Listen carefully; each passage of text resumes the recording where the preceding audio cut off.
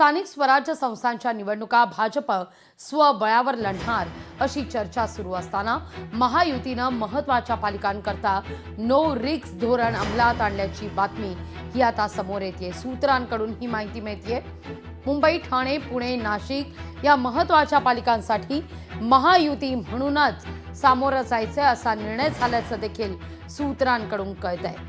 विरोधकांना फायदा होण्यापेक्षा तीनही पक्षांनी एकत्र लढून जास्तीत जास्त जागा जिंकून आणण्याचा प्रयत्न तीनही पक्षाचा असल्याचं देखील सूत्रांकडून कळतंय। या घडीची ही महत्त्वाची बातमी आपण पाहतोय। याविषयी अधिक माहिती घेऊया आपले प्रतिनिधी चेतन ननावरे यांच्याकडून।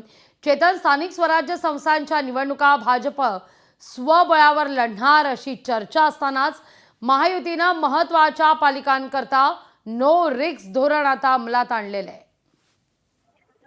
निश्चितच लागवी एकंदरीतच 2 दिवसांपूर्वी वर्षाच्या निवासस्थानी मुख्यमंत्री देवेंद्र फडणवीसांसहित महत्वाचे पदाधिकारी अर्थात प्रदेशाध्यक्ष चंद्रशेखर बावनकुळे, कार्याध्यक्ष रवींद्र चव्हाण आणि राष्ट्रीय सहसंघटन मंत्री शिवप्रकाशजी असतील किंवा अरुण सिंह असतील या प्रमुख नेत्यांमध्ये एक चर्चासत्र झालेले होते। आणि या चर्चेमध्ये एकंदरीत जो सूर होता तो म्हणजे ज्या स्थानिक स्वराज्य संस्थांच्या निवडणुका येऊ घातलेल्या आहेत त्यामध्ये सध्या महाविकास आघाडीला जर पूर्णपणे चितपट करायचं असेल तर मोठ्या महापालिका आहेत त्या महायुतीला ताब्यात घ्याव्या लागतील आणि अशा मोठ्या महापालिकांमध्ये जर भाजप एकट्याने लढलं तर मात्र कुठेतरी दगाफटका होऊ शकतो आणि अशामध्ये महाविकास आघाडीचा फायदा होऊ शकतो। परिणामी एकनाथ शिंदेची शिवसेना असेल किंवा अजित पवारांची राष्ट्रवादी असेल यांना सोबत घेऊनच भाजप सध्या तरी मुंबई असेल, ठाणे असेल, नवी मुंबई असेल किंवा पुणे, नाशिक सारख्या मोठ्या महापालिका असतील या ठिकाणी एकत्रित लढण्याचा आता विचार सुरू करत आहे आणि त्या दृष्टीने आता चाचपणीलाही सुरुवात झालेली आहे। निश्चित चेतन, तुर्तास धन्यवाद तुम्ही दिलेल्या एकूणच सविस्तर माहिती करता।